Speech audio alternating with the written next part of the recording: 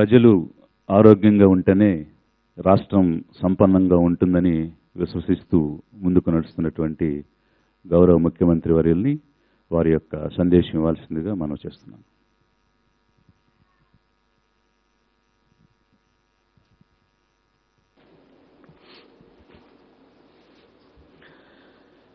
మన ప్రభుత్వం అధికారంలోకి వచ్చి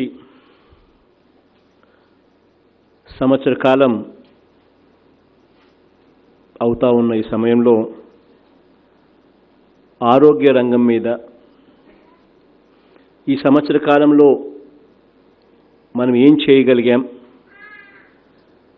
చేసిన వాటిలో ఇంకా ఏదైనా మార్పులు చేర్పులు ఏదైనా చేస్తే బాగుంటుందా అని చెప్పి మీ దగ్గర నుంచి ఆ సూచనలు సలహాలు తీసుకునేందుకు ఈరోజు అందరం కూడా ఇక్కడ ఏకమయ్యాం.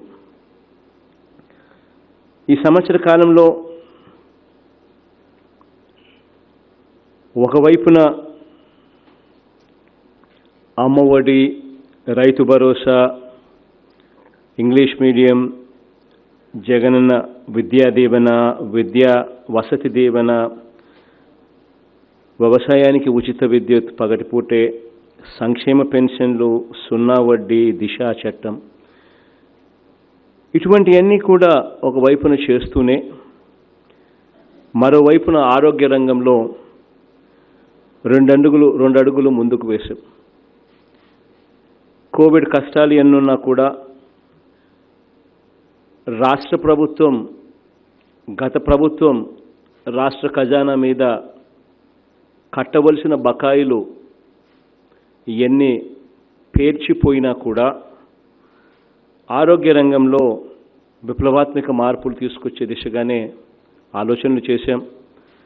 ఆరోగ్య రంగానికి అత్యున్నత స్థానాన్ని ఇచ్చి అడుగులు ముందుకు వేశాం. మామూలుగానే ఆరోగ్యశ్రీ అని అంటే 104 కానీ 108 అనే నెంబర్కి కానీ ఆ బండ్లు ఎక్కడ కనపడినా కూడా ఆ కుయ్ కుయ్ కుయ్ అంటూ సౌండ్ వచ్చినప్పుడల్లా కూడా వినిపించే పేరు, మన మనసుకు తట్టే పేరు ఏమిటి అని అంటే అది నాన్నగారి పేరే. ఎందుకనంటే ఒక పేదవాడు అప్పుల పాలు కాకూడదు, అప్పుల పాలు అయ్యే పరిస్థితి ఒక పేదవాడికి కేవలం 2 సందర్భాలలో బలంగా ఉంటుంది. ఒకటి వైద్యం, రెండోది ఆ పేదవాడు తన పిల్లలను చదివించాలని ఆరాటపడినప్పుడు. ఈ 2 పరిస్థితులను మార్చాలి, పేదవాడు అనేవాడు అప్పుల పాలయ్యే పరిస్థితి రాకూడదు అని చెప్పి గొప్ప ఆలోచనలు చేసిన వ్యక్తి ఆ దివంగత నేత నాన్నగారు.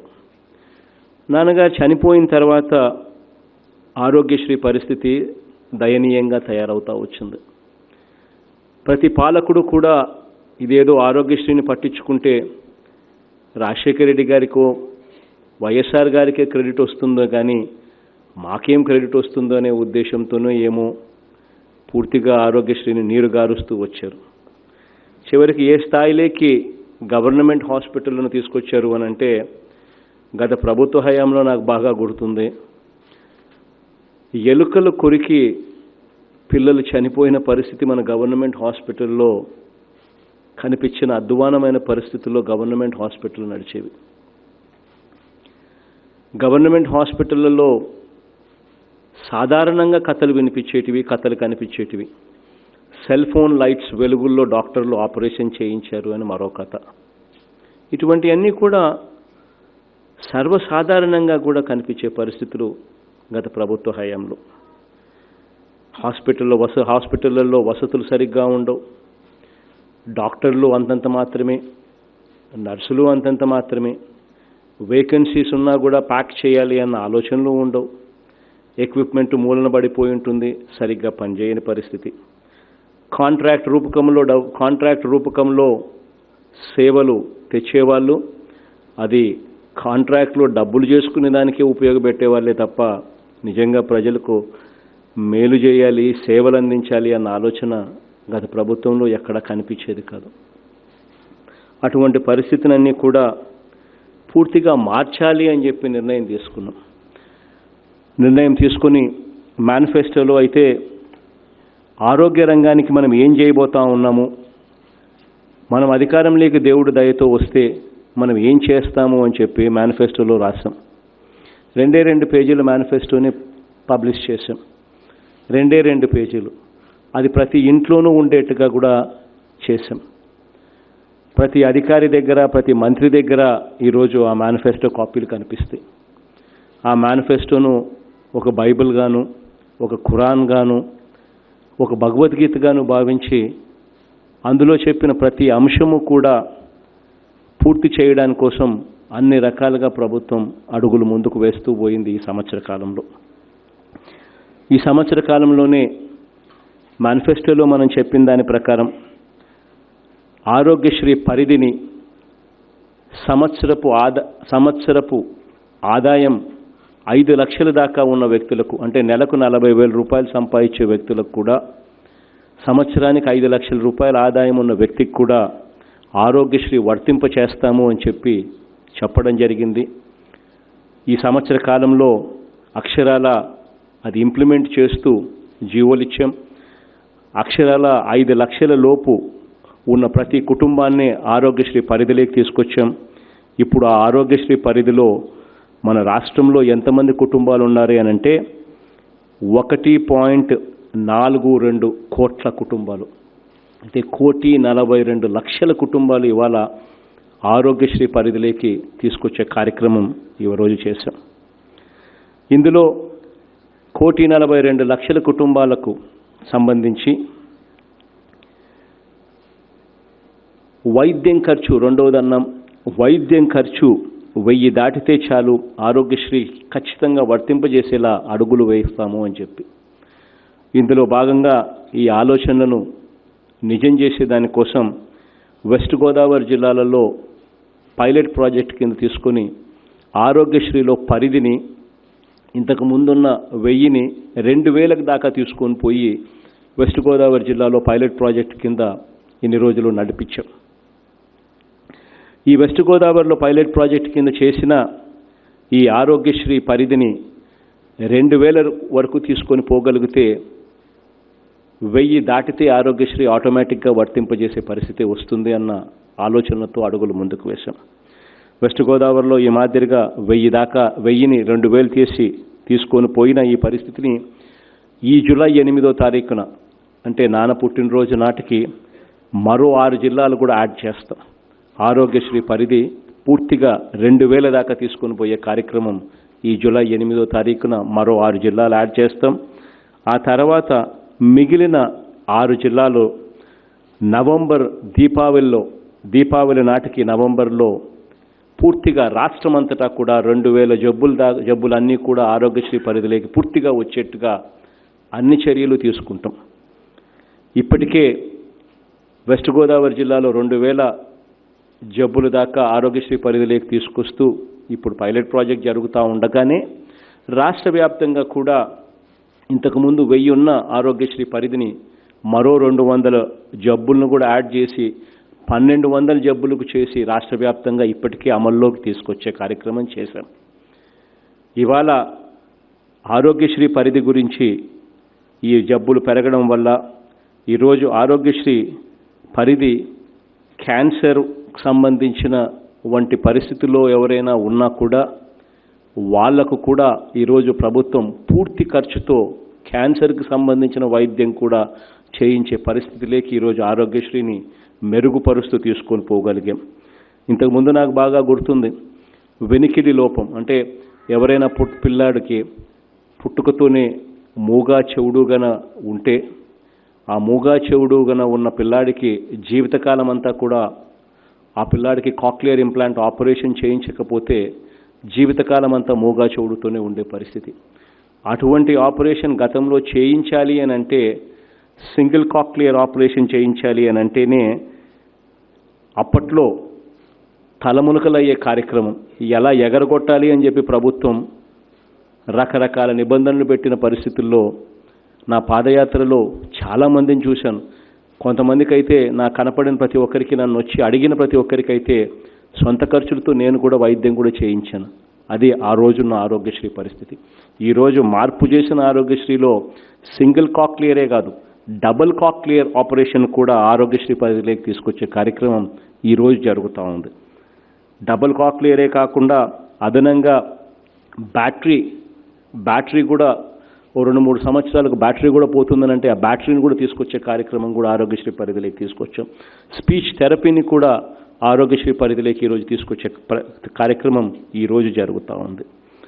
ఇంతకు ఆరోగ్యశ్రీకి ఎక్కడైనా కూడా ఆరోగ్యశ్రీ ద్వారా మెరుగైన వైద్యం అందాలని, సూపర్ స్పెషాలిటీ హాస్పిటల్స్ దానికి ఎంతో అవసరమని, అటువంటి సూపర్ స్పెషాలిటీ హాస్పిటల్స్ పేదవాడికి అందుబాటులోకి తీసుకొని రావాలి అని ఆరోగ్యశ్రీ పరిధిని ఏకంగా హైదరాబాదు, బెంగళూరు, చెన్నై ఇటువంటి మిగిలిన రాష్ట్రాలలో ఉన్న పెద్ద నగరాల్లో ఉన్న మంచి హాస్పిటల్స్ దాదాపుగా 132 సూపర్ స్పెషాలిటీ హాస్పిటల్స్ను ఈరోజు ఆరోగ్యశ్రీలోకి తీసుకురావడం కూడా జరిగింది. ఆరోగ్యశ్రీ అన్నది ఈ సంవత్సర కాలంలో మెరుగులు దిద్దుతూ పోతా ఉన్నాం. ఆరోగ్యశ్రీని ఇంకా బలంగా ఉంచాలి, ఆరోగ్యశ్రీలో ఉన్న లోపాలను తీసేయాలి, ఆరోగ్యశ్రీ ద్వారా పేద ప్రజలకు అప్పుల పాలయ్యే పరిస్థితి లేకుండా వైద్యం ప్రతి పేదవాడికి కూడా అందాలి అనే ఉద్దేశంతో అడుగులు ముందుకు వేశాం. దాంట్లో భాగంగానే హాస్పిటల్స్ అన్నవి, నెట్వర్క్ హాస్పిటల్స్ అన్నవి ఆరోగ్యశ్రీలో వెరీ ఇంపార్టెంట్ ఆస్పెక్ట్. అంటే ఆ రోజుల్లో నాకు బాగా గుర్తుంది, నెట్వర్క్ హాస్పిటల్కి ఎవరైనా బాగోలేకపోతే అసలు వైద్యం చేసే పరిస్థితి కూడా ఉండేది కాదు. ఆ నెట్వర్క్ హాస్పిటల్స్ గవర్నమెంట్ ఇవ్వాల్సిన బకాయిలు మాకు ఇవ్వలేదు ఇంతవరకు, ఆ డబ్బులే దాదాపుగా సంవత్సర కాలం నుంచి రావడం లేదు, మీరు వచ్చి మమ్మల్ని ఇప్పుడు ఆరోగ్యశ్రీ వైద్యం చేయించమని చెప్తే మేము చేసే పరిస్థితులు మేము లేము అని చెప్పి వెనక్కి పంపించే పరిస్థితి ఆ రోజు. ఈరోజు పరిస్థితి చూస్తే మనం అధికారంలోకి వచ్చిన తర్వాత నెట్వర్క్ హాస్పిటల్స్కి సంబంధించి గత ప్రభుత్వం బకాయిలుగా వదిలేసిన 686 కోట్ల రూపాయలు మనం అధికారంలోకి వచ్చిన తర్వాత ఆ బకాయిలను కూడా తీర్చేసి నెట్వర్క్ హాస్పిటల్స్కు మనోధైర్యాన్ని ఇచ్చి, కాన్ఫిడెన్స్ ఇచ్చి ఈరోజు నెట్వర్క్ హాస్పిటల్స్కు ₹1 కూడా బకాయి అనేది లేకుండా నెట్వర్క్ హాస్పిటల్స్ ఈరోజు నడిపే పరిస్థితిలోకి ఈరోజు ఆరోగ్యశ్రీని తీసుకొచ్చాం. ఈ నెట్వర్క్ హాస్పిటల్లో ఈరోజు ఆరోగ్యశ్రీ పేషెంట్ ఎవడైనా పోతే బొట్టు పెట్టి హారతిచ్చి మరీ ట్రీట్మెంట్ ఇచ్చే పరిస్థితిలోకి, చిరునవ్వుతో ట్రీట్మెంట్ ఇచ్చే పరిస్థితిలోకి ఈరోజు ఆరోగ్యశ్రీని తీసుకుపోయాం. ఈ నెట్వర్క్ హాస్పిటల్స్లో కూడా క్వాలిటీ ఉండేట్టుగా చూడాలి అనే తపనతో ఈ నెట్వర్క్ హాస్పిటల్స్ అన్నిటికీ కూడా గ్రేడింగ్స్ కూడా చేశాం. A+ grading, A grading, B grading అని చెప్పి కూడా పెట్టాం. ఈ B గ్రేడింగ్లో ఉన్న హాస్పిటల్స్ ఏదైతే ఉన్నాయో 6 నెలల లోపు ఇవన్నీ ఫెసిలిటీస్ కూడా ఆరోగ్యశ్రీ పరిధిలోకి మీ హాస్పిటల్స్లోకి తీసుకొని రావాలి. ఇవన్నీ 6 నెలల లోపల తీసుకొని రాకపోతే మిమ్మల్ని ఆరోగ్యశ్రీ పరిధిలో నుంచి తీసేస్తాం. మీరు ఇవన్నీ ఫెసిలిటీస్ 6 నెలల లోపల తీసుకొస్తే B కేటగిరీని A కేటగిరీ అవుతుంది, అప్పుడు ఆరోగ్యశ్రీలో మీరు కొనసాగవచ్చు అని చెప్పి పేమెంట్లు మనం టైం కొద్దీ ఇస్తూ ఉన్నాం. కాబట్టి హాస్పిటల్స్ కూడా ఈరోజు మోటివేట్ అయిపోయి ఇన్ఫ్రాస్ట్రక్చర్ పెంచి B కేటగిరీలో ఉన్న హాస్పిటల్స్ A కేటగిరీ వైపు ఇవాళ గ్రేడ్లు పెరిగి ఇవాళ పోతా ఉన్న పరిస్థితి కనిపిస్తూ ఉన్నాయి. ఇది ఒకటే కాకుండా ఆరోగ్యశ్రీలో మనం చేసిన ఒక గొప్ప విప్లవాత్మక మార్పు ఏమిటి అని అంటే వైఎస్ఆర్ ఆరోగ్య ఆసరా అని చెప్పి తీసుకొని రావడం. ఇంతకుముందు ఎప్పుడు ఈ పథకంలో ఇంతకుముందు ఈ పథకమే సరిగ్గా నడిపేవాళ్ళు కాదు. ఇక వైఎస్ఆర్ ఆరోగ్య ఆసరా గురించి ఆలోచన చేసే పరిస్థితి అంతకన్నా ఎక్కడా ఉండేది కాదు. ఈరోజు ఏదైనా ఆరోగ్యశ్రీలో ఎవరైనా పేషెంట్ వైద్యం చేయించుకుంటే వైద్యం అయిపోయిన తర్వాత ఆ డాక్టర్లు ఆ పేషెంట్కు ఇన్ని రోజుల పాటు రెస్ట్ తీసుకోవాలి అని చెప్పి ఎప్పుడైతే డాక్టర్లు చెబుతారో ఆ అన్ని రోజులు రెస్ట్ తీసుకోవాల్సిన పరిస్థితి వస్తే ఇంటికి వెళ్ళిన తర్వాత ఆ రెస్ట్ తీసుకోలేని పరిస్థితిలో ఆ కుటుంబం ఉంటుందేమో, పనులకు పోవాల్సిన తప్పనిసరి పరిస్థితి ఆ కుటుంబానికి వస్తుందేమో, ఆ తప్పనిసరి పరిస్థితిలో ఆ కుటుంబం పనులకు పోవాల్సిన పరిస్థితి వచ్చినప్పుడు వైద్యం దెబ్బతింటుందేమో, ఆరోగ్యం దెబ్బతింటుందేమో అని చెప్పి కూడా ఆలోచన చేసి అటువంటి పరిస్థితి కూడా రాకుండా ఎవరైనా కూడా వైద్యం అయిపోయిన తర్వాత డాక్టర్లు ఇంటికి వెళ్ళి రెస్ట్ తీసుకోవాలి అని అంటే ఆ రెస్ట్ పీరియడ్కు కూడా నెలకు 5,000 రూపాయలు చొప్పున, రోజుకు 225 రూపాయలు చొప్పున డాక్టర్లు సూచన మేరకు ఎన్ని రోజులైనా కానీ పర్వాలేదని చెప్పి పూర్తిగా డబ్బులు చేతుల్లో పెట్టి ఈరోజు వైద్యం అందిస్తూ ఉన్న పరిస్థితి ఈరోజు ఆరోగ్యశ్రీలో మనం తీసుకొచ్చిన గొప్ప విప్లవాత్మక మార్పు. ఇంతకుముందు చెయ్యిరిగితే వైద్యం అందుతుందా లేదా అని చెప్పి బాధపడే పరిస్థితి నుంచి ఈరోజు ఆరోగ్యశ్రీ ఎలా అయింది అని అంటే చెయ్యి ఇరిగినా పర్వాలేదు, వైద్యము చేయిస్తున్నాడు జగనన్న, 10,000 వైద్యంతో పాటు ఇంటికి వెళ్ళేటప్పుడు 5,000 10,000 చేతులు పెట్టి కూడా పంపిస్తున్నాడు జగనన్న అనే రోజుల్లోకి ఈరోజు ఆరోగ్యశ్రీ గొప్పగా తీసుకొని పోయామని కూడా ఈ సందర్భంగా తెలియజేస్తా ఉన్నాను. ఆరోగ్యశ్రీలో ఇంకొక విప్లవాత్మక మార్పు మనం తీసుకొచ్చింది ఏమిటి అని అంటే 9 రకాల దీర్ఘకాలిక వ్యాధులతో బాధపడతా ఉన్న వాళ్లకు పెన్షను 3,000 నుంచి 10,000 దాకా తీసుకొని పోయే కార్యక్రమం చేస్తూ ఉన్నాం. ఇంతకుముందు వీళ్ళ గురించి ఎవరు ఆలోచన చేసేవాళ్ళు కాదు. మంచానికి పరిమితమై ఉన్న పరిస్థితుల్లో నా పాదయాత్రలో చాలామందిని చూశాను. వీల్ చైర్లలో పెరాలిసిస్ వచ్చి ఉన్నవాళ్ళు, వెన్నెముకకు దెబ్బ తగిలి మంచానికి పరిమితమై ఉన్నవాళ్ళు, ఎవరు పట్టించుకోని పరిస్థితిలో ఉన్నవాళ్ళు. ఈరోజు అటువంటి వాళ్ళకే కాకుండా ఈరోజు మల్టీ డిఫార్మిటీ లెప్రసీ ఉన్న వాళ్లకు 3,000 రూపాయలు దాకా ఇస్తూ ఉన్నాం. బోధకాళ్ళు, పక్షవాతం వంటి వాళ్లకు, మంచానికే పరిమితమైన వారికి, హార్ట్ కానీ, లివర్ కానీ, కిడ్నీ ట్రాన్స్ప్లాంట్ చేయించుకున్న వాళ్ళకు కానీ, డయాలసిస్ చేయించుకున్న వాళ్ళకు కానీ, థాలసీమియా ఉన్న వాళ్ళకు కానీ, సికిల్ సెల్ అనేమియా ఉన్న వాళ్ళకు కానీ, తీవ్రమైన హిమోఫేలియా బాధితులకు కానీ, వీళ్ళందరికీ కూడా ఈరోజు పెన్షన్లు నెల నెల ఇంటికి వచ్చి 5,000 నుంచి 10,000 రూపాయలు ప్రతి నెల వాళ్ళ చేతుల్లో పెట్టిపోతూ ఉన్నారు. వాలంటీర్ వచ్చి వాళ్ళెవరు చుట్టూ తిరగాల్సిన పని లేకుండానే వాళ్ళ కష్టాలను గ్రహించి ఇంటికే నేరుగా వచ్చి 5,000 10,000 ప్రతి నెల తలుపు తట్టి మీ బాధను నేను చూశాను, మీకు తోడుగా మేమంతా ఉంటున్నామని చెప్పి భరోసా ఇస్తూ ఇవాళ డబ్బులు చేతిలో పెట్టిపోతా ఉన్న పరిస్థితి ఈరోజు ఈ సంవత్సర కాలంలో మన ప్రభుత్వంలో జరుగుతూ ఉందని కూడా గర్వంగా కూడా చెప్తా ఉన్నా.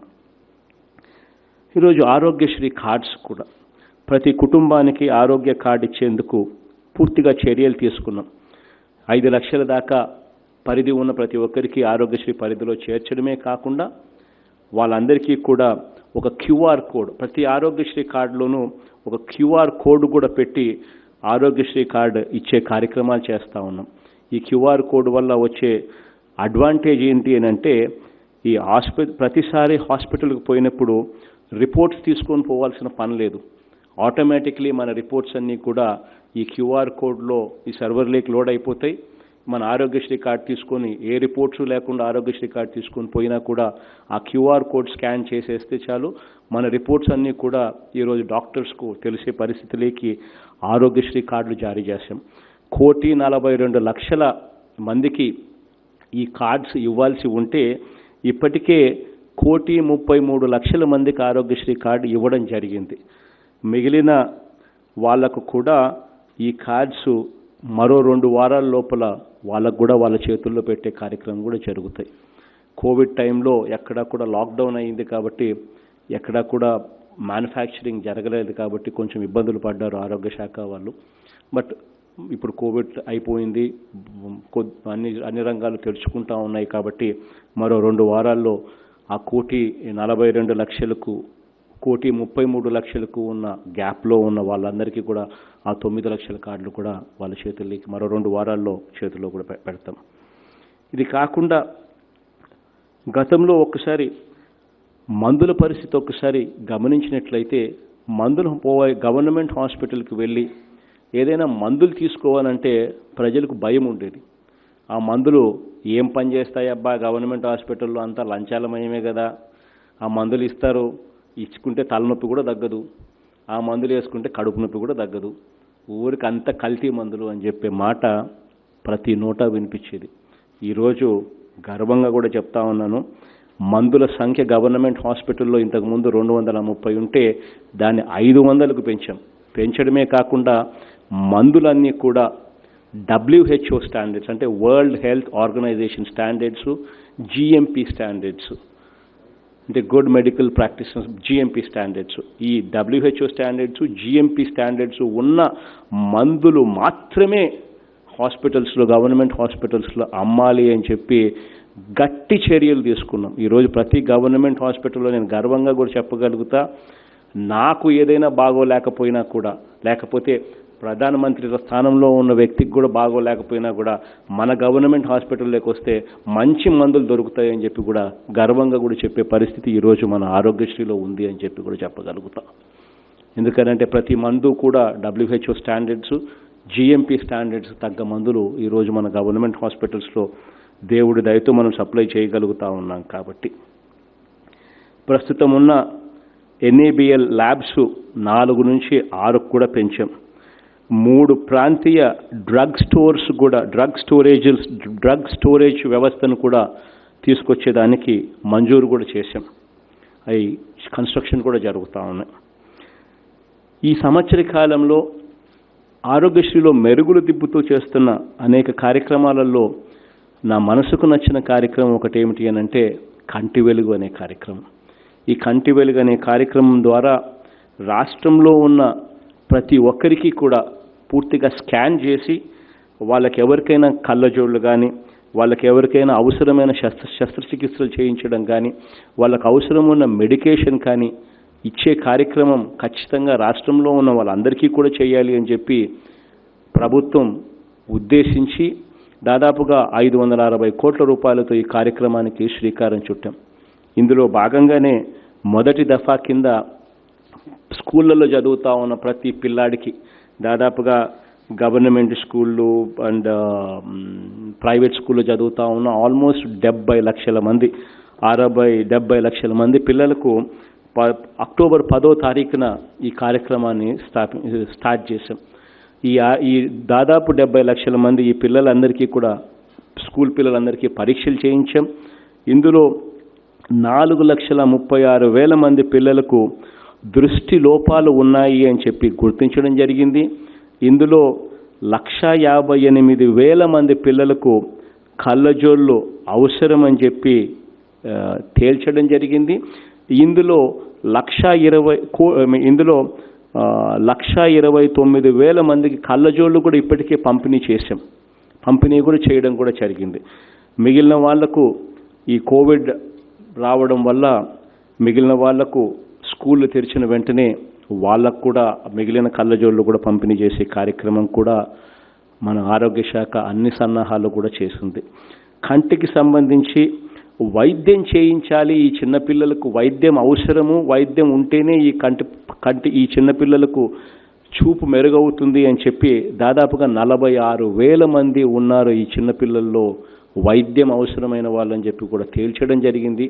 ఈ 46,000 మందికి కూడా వైద్యం చేయించి శస్త్రచికిత్సలు చేయించాల్సిన అవసరం ఉంది అని చెప్పి తేల్చారు. వీళ్ళందరికీ కూడా రాబోయే రోజుల్లో చేస్తాం.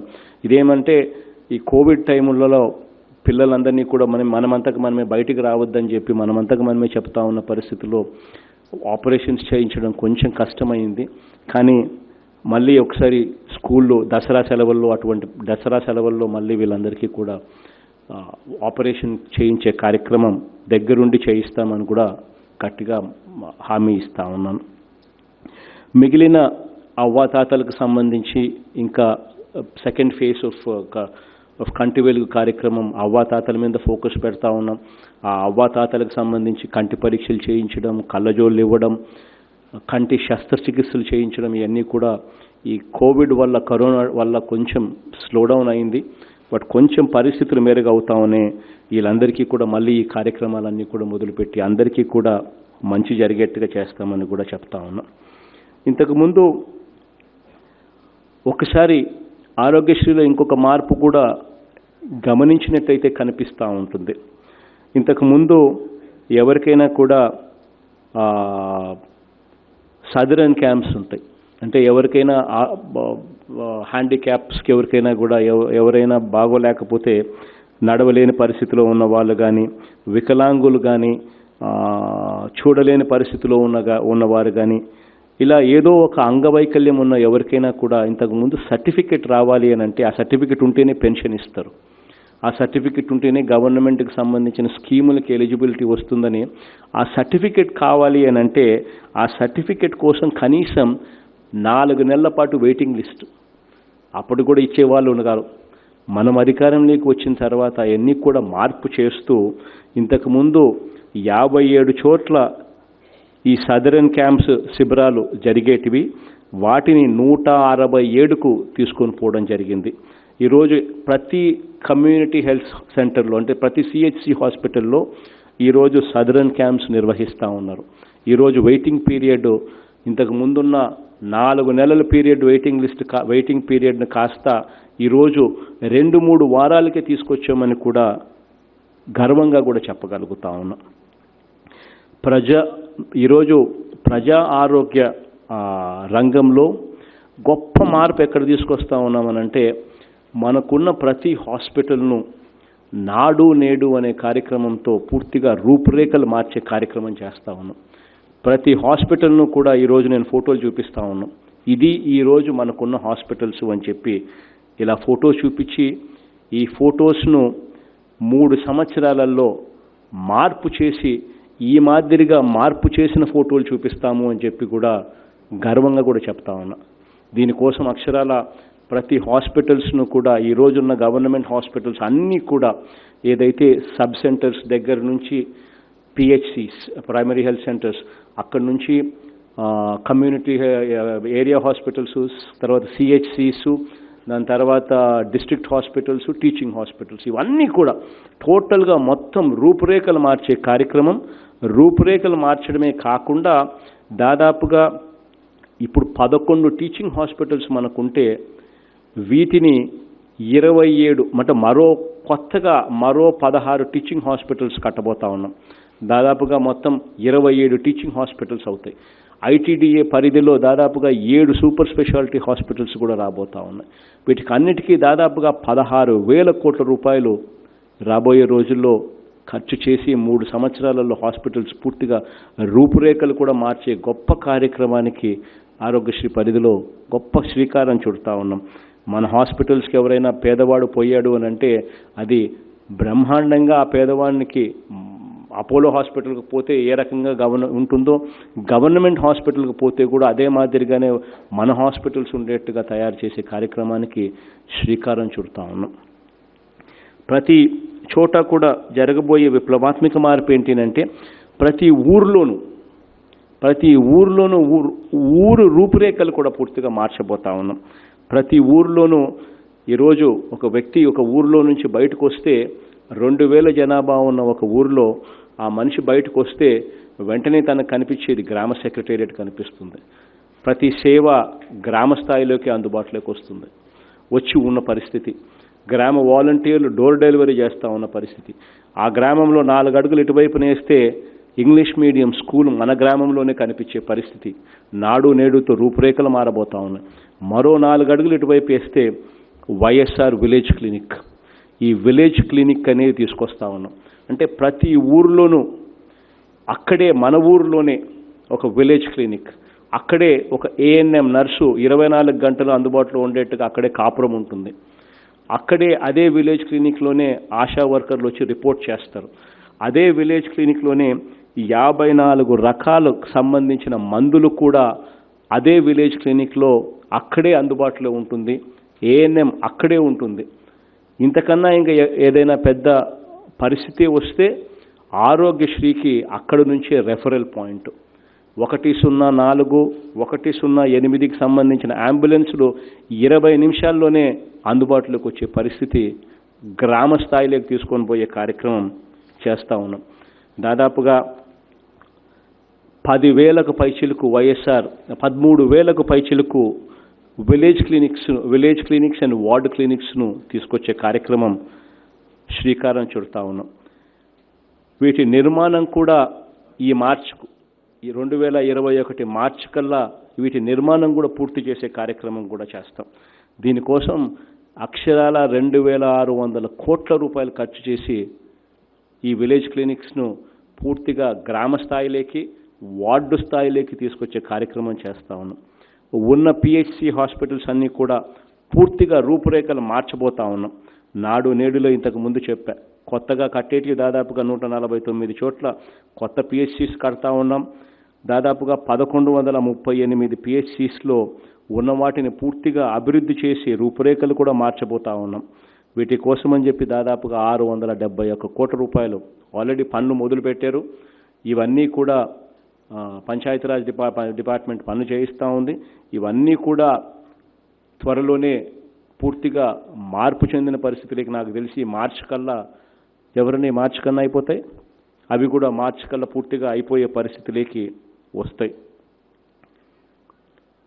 సబ్ సెంటర్స్ ఈ YSR village clinics Panchayati Raj department చేస్తూ ఉంది. పిహెచ్సిది ఆర్ఎండ్బి చేస్తూ ఉంది, ఆర్ఎండ్బి డిపార్ట్మెంట్ చేస్తూ ఉంది. ఏరియా హాస్పిటల్స్, సిహెచ్సి హాస్పిటల్స్ కూడా దాదాపుగా 52 ఏరియా హాస్పిటల్స్లో నాడు నేడు కింద దాదాపుగా పూర్తిగా రూపురేఖలు మారుస్తూ ఉన్నాం. వీటి కోసం 695 కోట్లతో టెండర్లకు సిద్ధంగా ఉండే 169 కమ్యూనిటీ హెల్త్ సెంటర్స్, హాస్పిటల్స్ను కూడా పూర్తిగా రూపురేఖలు మారుస్తూ ఉన్నాం. మరో 541 కోట్ల రూపాయలు ఖర్చు చేసి వీటి కోసం కూడా టెండర్లకు స్టేజ్లోకి రెడీగా ఉన్నాయి. వీటిని కూడా టెండర్లకు సిద్ధంగా ఉన్నాయి.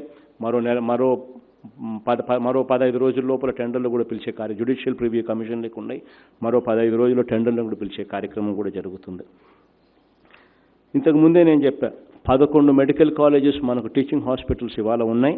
వీటిని మరో 16 టీచింగ్ మెడికల్ కాలేజెస్ను యాడ్ చేస్తూ 27 టీచింగ్ మెడికల్ కాలేజెస్ను మనం కట్టబోతా ఉన్నాం.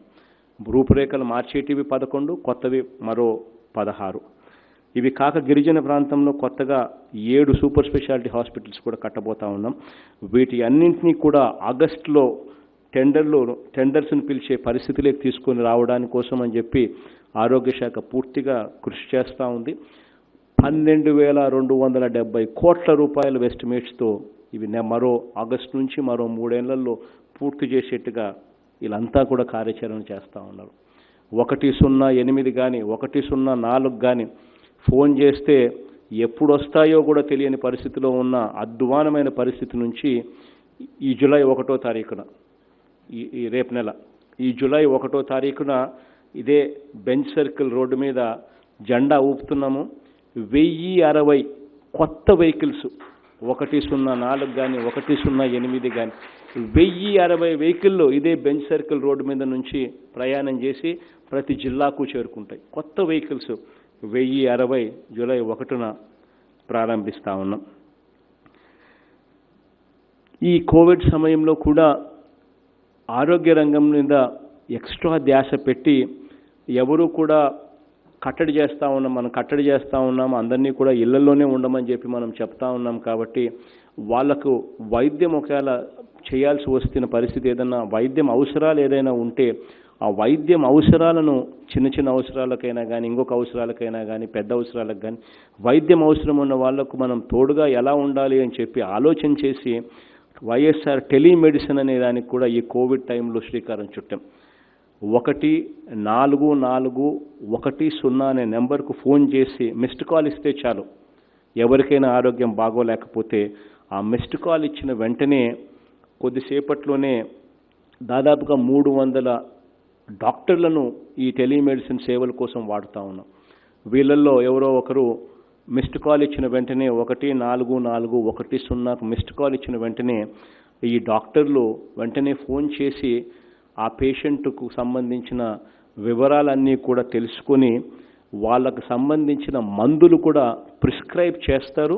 ప్రిస్క్రైబ్ చేసిన తర్వాత ఆ మందులను మరుసటి రోజు నేరుగా డోర్ డెలివరీ కూడా ఇంటి దాకే వచ్చి ఇంట్లోనే మందులు ఇచ్చిపోయే పరిస్థితి ఈరోజు వైఎస్ఆర్ టెలిమెడిసిన్ ఆ దిశగా ఇవాళ తీసుకొని పోయాం. ఈ వైఎస్ఆర్ టెలిమెడిసిన్కు ఇంకా రోంత మెరుగులు దిద్దడం కోసం అని చెప్పి ఈ జూలై 1వ తారీఖున 1060 108 104 వెహికల్స్తో పాటు మండలానికి ఒక బైక్ కూడా ఒక పిహెచ్సి ప్రతి పిహెచ్సికి మండలానికి ఒకటిగా ప్రతి పిహెచ్సికి ఒక బైక్ ఉంటుంది. మండలం కన్నా ఇంకా ఎక్కువ దాదాపుగా 1000 చిల్లర బైక్స్ కూడా ఆర్గనైజ్ చేస్తూ ఉన్నాం. మోటార్ బైకులు కూడా ఎవరికైనా బాగోలేకపోతే ఆ బైక్లో వచ్చి థర్మో బ్యాగ్ తీసుకొని వచ్చి మందులు నేరుగా ఇంటి దగ్గరికి వచ్చి నేరుగా ఇంట్లో ఇచ్చిపోతాడు ఉచితంగా. ఈ కార్యక్రమానికి కూడా టెలిమెడిసిన్ కూడా ఈ కోవిడ్ టైంలో ఇది కూడా లాంచ్ చేయడం కూడా జరిగింది.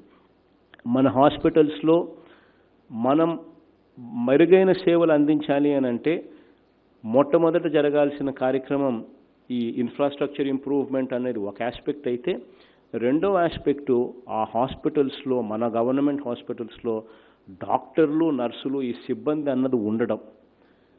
ఈ సిబ్బంది అనేది లేకపోతే ఎంత చేసినా కూడా లాభం లేకుండా పోతుంది అనే ఉద్దేశంతో వెంటనే ఈ డాక్టర్లు, నర్సులు ఎంతమంది కావాలి, ఏ హాస్పిటల్లకు ఎంతమంది అవసరము అనే దాని ప్రకారం జాతీయ ప్రమాణాల ప్రకారం, ఐపీహెచ్ఎస్ ప్రమాణాల ప్రకారం ఎంతమంది కావాలనో అంతమందిని రిక్రూట్ చేసుకునే కార్యక్రమం చేయండి అని చెప్పి చెప్పడం జరిగింది. దాని ప్రకారం ఆరోగ్య శాఖ 9,712 మంది డాక్టర్లను, నర్సులను, ఇతర సిబ్బందిని రిక్రూట్ చేసే కార్యక్రమానికి శ్రీకారం చుడతా ఉన్నది. మరో వారం రోజుల లోపలనే వీటికి సంబంధించి నోటిఫికేషన్ కూడా ఇవ్వడం జరుగుతుంది. మరో వారం రోజుల్లోనే నోటిఫికేషన్ ఇస్తారు. ఆ తర్వాత వితిన్ 1 month, వితిన్ 1.5 months పూర్తిగా 9,712 మళ్ళీ కొత్త జాబ్స్ను ప్రతి హాస్పిటల్లోనూ అవసరం ఏదైతే ఉంటుందో ఆ డాక్టర్లు కానీ, నర్సులను కానీ మొత్తం రిక్రూట్ చేసే కార్యక్రమం కూడా కంప్లీట్ చేస్తాం.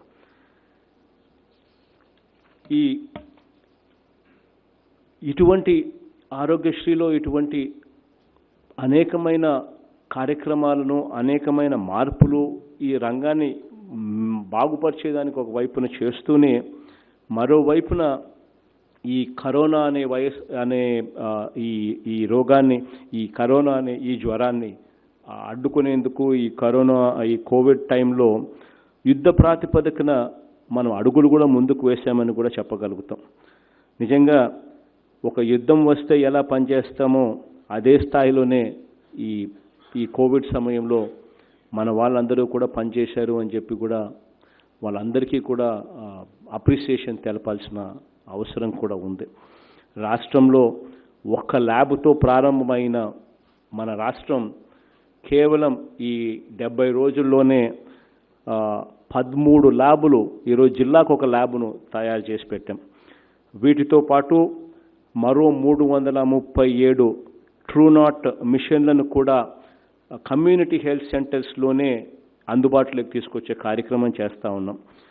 ఇంతకుముందు కోవిడ్ రాకమునుపు రోజుకు 2 టెస్టులు కూడా చేసే అవకాశం కూడా లేని ఆంధ్ర రాష్ట్రంలో ఈరోజు రోజుకు 10 నుంచి 11,000 టెస్టులు ఇవాళ చేసే పరిస్థితిలోకి ఈ 60-70 రోజుల్లోనే వచ్చామని కూడా చెప్పగలుగుతా ఉన్నాను.